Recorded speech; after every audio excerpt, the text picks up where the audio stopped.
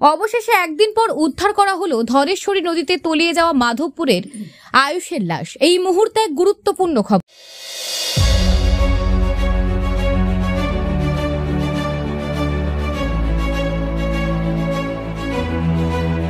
গতকাল দক্ষিণ হাইলাকান্দির কারিছড়া মাধবপুর গ্রামের রাজীব নন্দীর 10 বছরের ছেলে আয়ুষ নন্দী তার সঙ্গী সাথীদের সঙ্গে হোলি খেলে স্নান করতে গিয়ে ধলেশ্বরী নদীতে তলিয়ে যায়।